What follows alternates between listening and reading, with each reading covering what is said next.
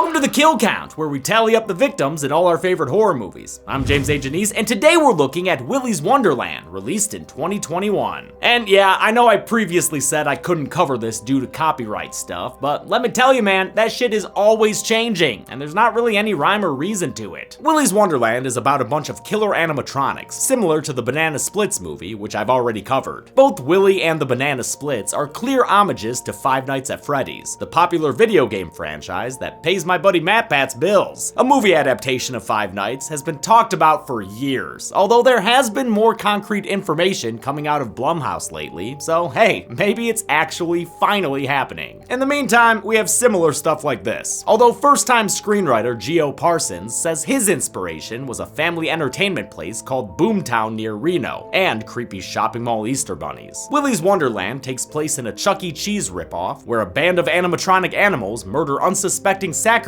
sent there by the local townspeople. Their latest human bait is a silent, nameless janitor played by national treasure Nicolas Cage, previously seen on the Kill Count in the absolutely phenomenal Mandy. Cage has been having a lot of fun in his career lately, and it's a bummer that he doesn't have any dialogue in Willy's Wonderland. It's a conscious choice that's brought up and brushed aside several times. Where'd you say you're from?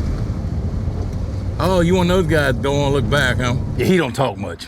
And I respect that. I guess it's kind of funny, but I feel robbed of his unique line deliveries. Cage was super into it though. He got the script on a Friday and agreed to take the role that Monday. He even prevented producers and executives from making changes to the script since he was so in love with its weird comedic tone. I like things that are absurd. I mean, I do too, but for me, this movie feels like all sizzle and no steak. Director Kevin Lewis shoots it in that kinetic Edgar Wright kind of style, with lots of push-ins and montages full of quick cuts. The look is super stylized, with ultra high contrast and a bleach filter, which is obviously intentional, but doesn't work for me. Even more off-putting though, is that the movie seems to coast on its premise. Willy's Wonderland needs you to buy into the idea that a silent Nick Cage fighting fursuits is awesome. And that could be awesome for sure, but it never does anything more with that initial idea. In the many fight scenes, choreography is replaced with shaky cam, and the supporting characters aren't just bland, they're downright senseless meatbags. Even though it's got a short runtime with action scenes sprinkled throughout, the pacing somehow feels slow, with a very rinse and repeat sort of structure. But that's just my opinion. Many people loved Willy's Wonderland, and it does have good production design and a few pretty solid kills. I also respect that it overcame a small budget and short shooting schedule, which was actually a blessing in disguise since production wrapped right before COVID shut everything down in 2020. Finally, even if I didn't personally care for the movie, screenwriter Geo Parsons is a really cool guy. When I first tweeted about the copyright issues, he went out of his way to help me try to find a workaround. Not every filmmaker does that, and I immensely appreciate the effort. How many malicious mascot murders will...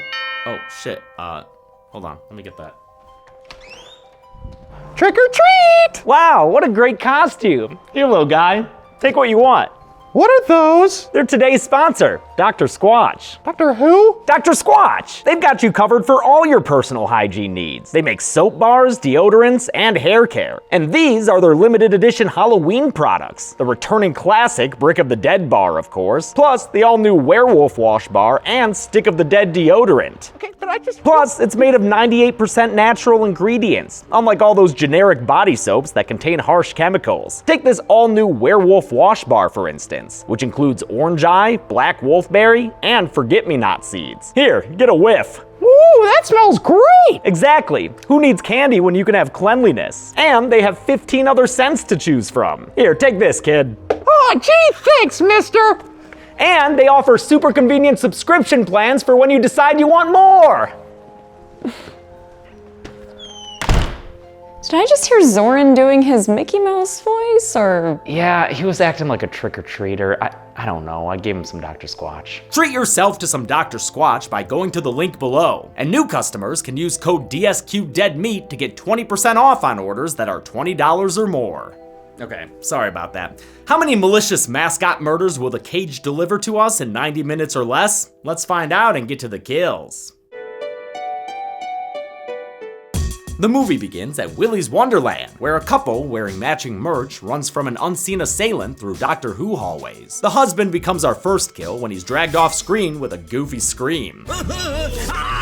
His wife doesn't make it much further before she's taken out with an Action Essentials blood splatter. The 8-bit opening credits play over grindhouse-style footage of a macho muscle car, which speeds right into a title card. This sepia-tinged angry driving is cut short by suspicious road spikes, much to the chagrin of the car's gruff Ghost Rider, played by Nicolas Cage. Cage's unnamed protagonist is only credited as the janitor, Scrub style, but really, it's Nicolas Cage, so that's how I'll refer to him. Cage pops some pop while he gets a tow from a Slim Jim sucking mechanic named Jed. He drives Cage back to his shop, which is filled with more missing posters than a Dairy Maine telephone pole. But this is actually Hayesville, a town so small, it doesn't even have internet. Yeah, we were gonna get it, but they just didn't. Works mighty well for a horror flick, yep. Since Cage don't have the cash to fix his car, Jed tells him he can work off the debt at Willy's Wonderland, an abandoned family restaurant owned by Tex McAdoo. Though it takes place in Nevada, Willy's Wonderland was filmed in Georgia. The Family Fun Center was played by a desolate bowling alley in the Sprayberry Crossing Shopping Center north of Atlanta. Tex says that if Nick cleans the place overnight, he'll have his car fixed for him in the morning. That sound good, Cagester?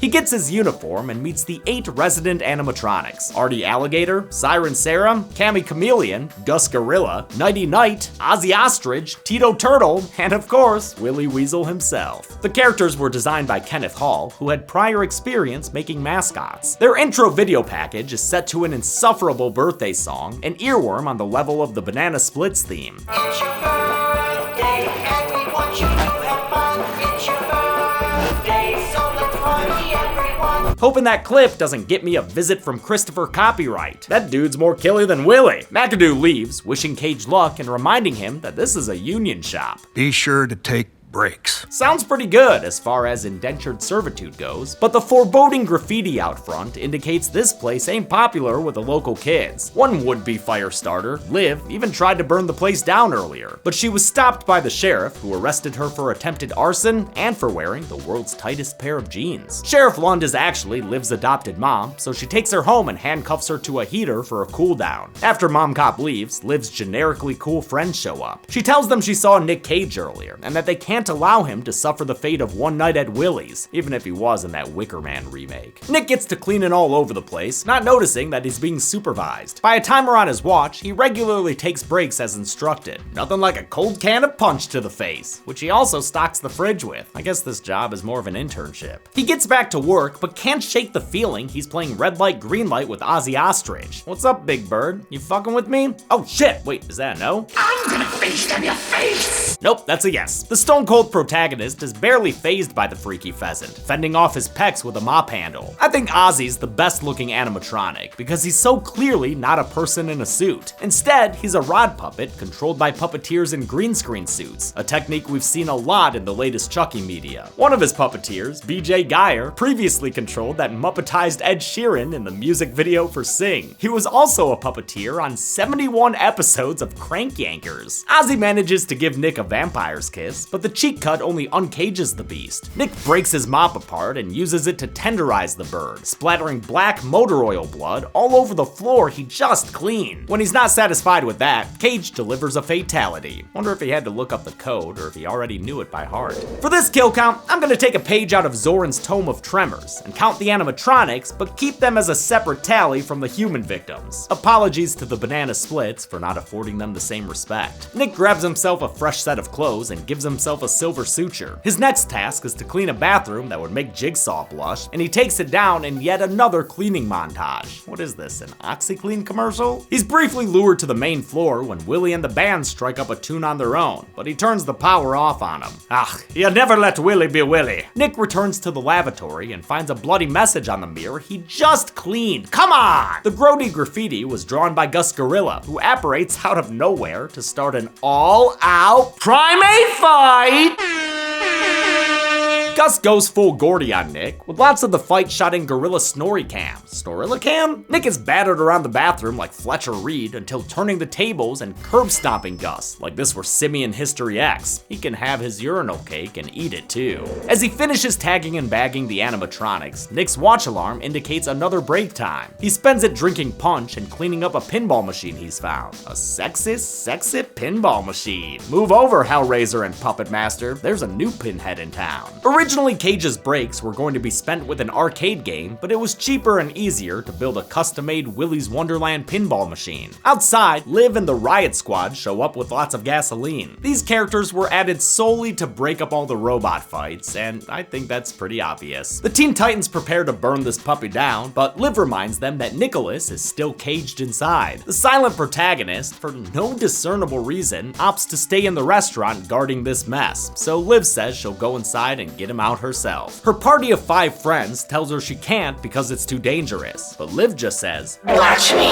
Liv frees and die-hards through an air vent to get inside, and her shimmy gets a stimmy when Artie Alligator comes after her. She barely crawls her way to safety and lands in a rainforest cafe-looking playroom. This fairy forest is home to Siren Sarah, a humanoid robot who can sling her way up the walls Reagan style. She's played by Jessica Graves, who has a BFA in dance from, oh shit, Western Michigan, KZoo represent! Aside from Ozzy, the animatronics are actually people in foam latex suits, though some do have animatronic elements, like motor-controlled eyes and mouths. I know they had to use suits, because life-sized animatronics would be absurdly expensive, but it still takes away from the movie for me. I had the same issue with the Banana Splits movie. It's hard to accept the premise that these things are robots when they so clearly aren't. The suit performers do the best they can, and are convincingly robotic when they're performing on Willy's stage, but when it comes to the fights, their movements are just too fluid for me to suspend my disbelief. Oh well, at least we get this footage of the Gus performer dancing like he was in the Clint Eastwood music video. Sarah Tarzan swings Liv off screen, and her screams attract the attention of her friends, who are outside smoking weed before exploring a haunted Chuck E. Cheese? Y'all are just asking to have a panic attack. Bad boy Bobby doesn't want to step up and tries to head back to Highwater, but his girlfriend Kathy decides to barrel ahead in an outfit that would not pass dress code. The group climbs onto the rooftop set from the room, where Liv lover Chris tries to form a plan to save his crush. But since Bobby tries to leave in literally every scene he has, he takes off to go home before Chris tackles him to the ground. It causes the roof to cave in, beneath them and also randomly the other people. Thank God for conveniently placed ball pits, am I right? They're joined by Liv, who I guess grew tired of leaping with sirens off screen, so she's here now. But careful teens, you're in Willy's hidey hole. He'll mop up your blood from the inside. Liv's eager for round 2 with Sarah, but her efforts are halted by Nick Cage, who carries her like a sack of Huggies to the safety of about 5 feet away. The missing band members make the group realize that Nick has been slaying their demons. Dude really wants his car back. While Cage continues to clean, Liv fills him in. He's been sent here as a human sacrifice, something the town has been doing for 20 years. The restaurant was opened in 1996 by Jerry Robert Willis, played by Grant Kramer, kill count veteran thanks to Killer Clowns and New Year's Evil. Kramer also co-produced the movie, while his wife Olga played that woman from the opening scene. If his triple-named moniker wasn't a giveaway, Jerry Robert Willis was a serial killer. I like this flashback scene, especially as Liv says Jerry hired the most sick fucks he could find, and we see footage of them looking like this. Willis and his killer cohorts would dress up as the restaurant's mascots and host private parties for families before murdering them, as they did with this family of 4. Willy's Wonderland, where a kid can be a corpse. All those disappearances eventually tipped off the cops, but rather than being taken in, the group of 8 killed themselves in a satanic ritual inside their super happy fun room. The ritual transferred their souls into the animatronic robots. That's right, they went and Damballa'd themselves into a bunch of pizza mascots. 10 years later, Tex reopened the restaurant without changing the name or mascots, even though they were associated with a bunch of child murders. Good call, dude. And hey, while you're at it, why don't you open the Jeffrey Dahmer Hotel? A series of robot malfunctions and this one kid kill we see caused Willy's to close down once again.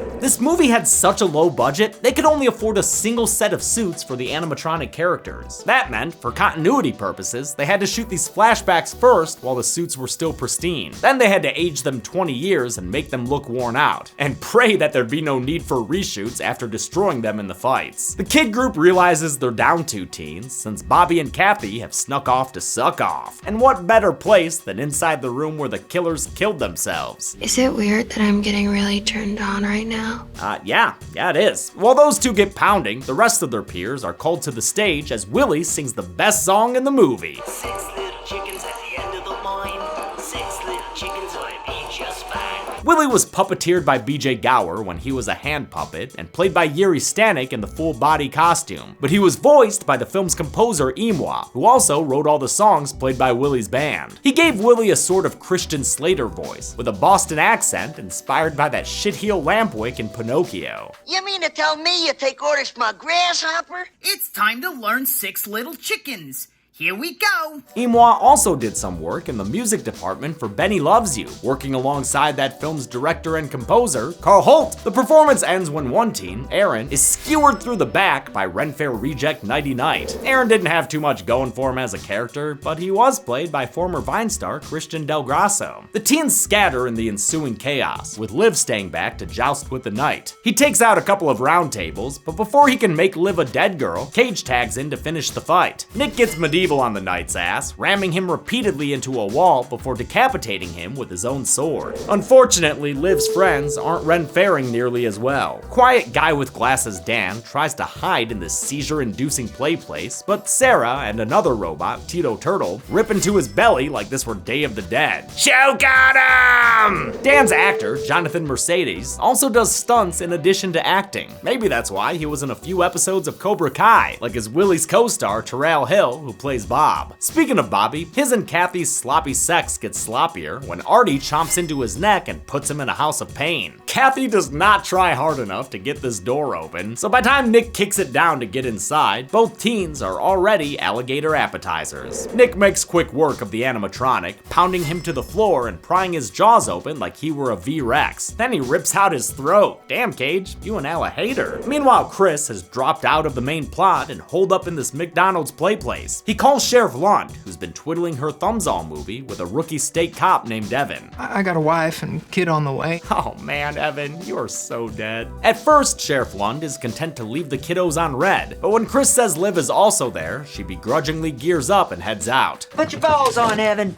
We're going to Willy's. Sheriff Lund is played by Beth Grant, last seen on the kill count as Ms. Kettlewell in Child's Play 2. She is definitely an asset to this film. On the drive over, Lund explains that the town tried to tear down Willy's long ago, but the robots put a stop to that, killing the contractor Eric Miller in his own home. Ignoring them didn't work either, since Willy and his crew began coming out and killing people in town. A series of flashbacks gives us 6 more kills for the count. 2 people at a hardware store, 1 lady smoking a cig outside, and 3 workers at an ice cream parlor. Although that might just be grenadine for their ice cream treats. Instead of, banding together and killing the animatronics, like Nick Cage has proven is very possible, Sheriff Lund and the townspeople struck a bargain with their new robot overlords. Leave our children be, leave our town be, and we will feed you. Since then, the towns kept themselves safe by tricking unsuspecting outsiders into staying at Willy's, which is kind of like the plot in Leprechaun Origins. Man, did that movie suck. Lund tried to pick victims who wouldn't be missed, like horny youths and,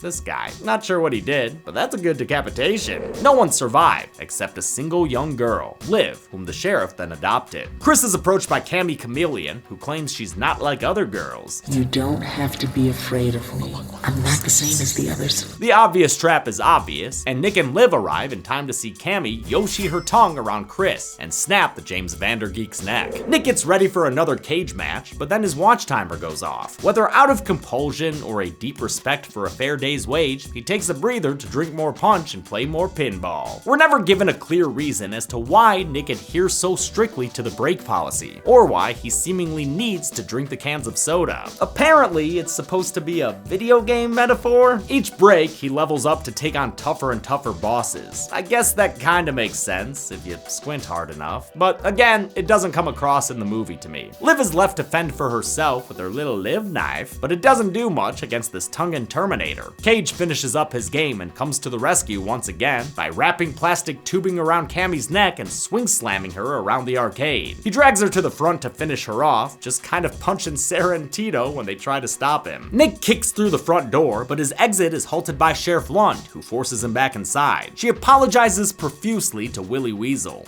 Willy, this guy does not act for us. His actions should in no way reflect on the town of Hayesville. You know that, right, Willie? I'm not sure what the problem is here. Why not just let Nick finish killing them? Doesn't seem that hard, like, at all. Officer Evan is reluctant to go along with the sacrifice, but when Lund points out that Willy will go after his family, he dutifully handcuffs Cage. Lund tells Evan to take Liv home while she stays behind to make sure Willy's appetite is whetted. Liv objects in vain with a lazy Rorschach riff. He's not trapped in here with them. They're trapped in here with him. On the drive home, Liv convinces Evan to have a change of heart, but that's when a stowaway Tito yanks him out through the car window and kills him with some Tito's handmade murder. The turtle also yoinked the red shells out of that shotgun, so Liv uses it to home in on Tito's libido.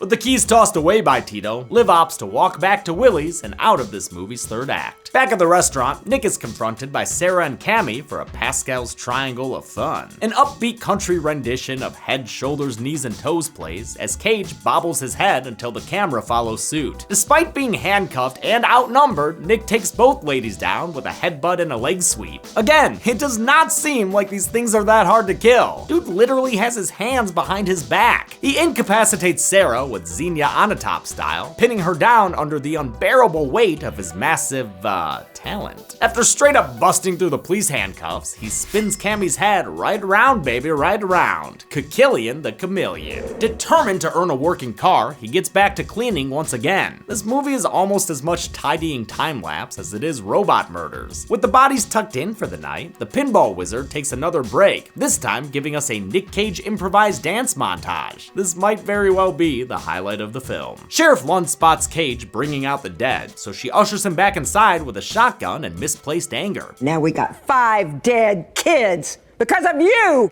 Pretty sure those deaths are your fault, lady. Willy is tired of her self-righteousness as well, so he weasels his way behind her and straight up claws her in half. Holy shit, that was a fun one for show. Willy chucks Nick into a big red birthday button, setting off a kaleidoscope of colors and confetti. Nick recuperates in the kitchen, fashioning his broken mop and sack full of soda into a pair of melee weapons. Fight choreographer Charlie Parrish spoke highly of how much Cage already knew a bunch of different fighting techniques. The suit performers also deserve credit for having to film the fights with obstructed vision and restricted breathing, since their costumes weighed anywhere from 20 to 80 pounds. My hands come to about here, so if I have to throw a punch at you, I have to make sure I stop back here. And then when I put the actual head on, my visibility becomes knees and floors. Nick Cage beats the Willy out of Willy, not stopping until he's a bloody black mess. Okay, Cager, that's the last time you'll slap your Willy around. He finishes the kill by taking the weasel's face off. The next morning, Jed and Tex take Cage's car out for a joyride, assuming the janitor is dead and gone. They're shocked to discover Cage alive and well, as he puts on his leather jacket and strolls out to Lynyrd Skynyrd's Freebird. For real? A horror movie can't end with Freebird without evoking comparisons to the Devil's Rejects. And unless you've got something amazing planned, you don't want to be compared to that iconic ending. Liv finally makes it back to the movie and she joins Nick. I'm not sure if the relationship here is supposed to be more dad or daddy, but I guess it's a happy enough ending for this weird duo. With the animatronics dismantled, Tex and Jed make plans to reopen Willy's again? Are you serious? Good thing Siren Sarah's still kicking, and the rude fucking doll uses a lighter to rock-a-fire explode these two meatheads to high heaven. I'll also count Sarah herself as dead from the same explosion. Sarah wasn't the last mascot standing though. Tito's still wandering around, nursing his bruised balls. The movie ends with Liv and Nick Cage running him down for one last kill. That's all, folks! How many people had a very unhappy birthday at Willy's Wonderland? Let's find out. At the numbers, which I'm gonna count real good. It's the numbers, yes, I'll count them like I should. I counted 34 human victims in Willy's Wonderland. There were 11 female victims, 22 male victims, and 1 unknown pair of legs in a flashback, giving us a 2-to-1 dude-to-lady ratio with a tiny sliver of gray. With a runtime of 89 minutes, that gave us a human kill on average every 2.6 minutes. Not bad. There were also 8 animatronic kills, with 6 of them male characters and 2 of them female. That left us with a 3-to-1 ratio for this mechanical pie, and an animatronic kill on average every 11.1 around 3 minutes. I'll give the golden chainsaw for coolest human kill to the guy in the flashback who was decapitated, cause that head went flying. For animatronics, it goes to Artie Alligator. King Kong ain't got shit on Nick Cage. Dull Machete for lamest human kill will go to Chris, a lame bloodless kill for a lame gutless character. And for animatronics, it goes to Siren Sarah. I don't like the way it looks when she's launched backwards. And that's it. Willy's Wonderland came out in 2021 after a bit of a delay because, you guessed it, COVID. Until next time, I'm James A. Janice. This has been the Kill Count. Thanks a lot for watching this Kill Count on Willy's Wonderland. Really hoping you were able to watch it and that it didn't get an immediate copyright strike or whatever. I don't know, man. I was told it was not safe and then I was told it should be fine, so fingers crossed. The channel's been getting hit real hard by copyright stuff and age restrictions, so sorry that we don't have extra kill counts for you this year in October. You know, I always love to do Halloween fun stuff, but it's not possible with all the hits we're taking, man. We just have to devote so much time to fixing those problems that there's not time to make additional videos. We do have the Chucky after show going though, so if you're watching that show, I hope you're enjoying those videos. Finally, for more updated schedule news, in November, we're only gonna have 2 kill counts come out. They're gonna come out every other week on November 11th and November 25th. December, we'll go back to once a week. And then we're hoping for 2023 to be like a really good year for us without all the bullshit. Fingers crossed, because man, have we been wading through it lately. Thanks for crushing my soul, YouTube and UMPG. Thanks everyone, be good people.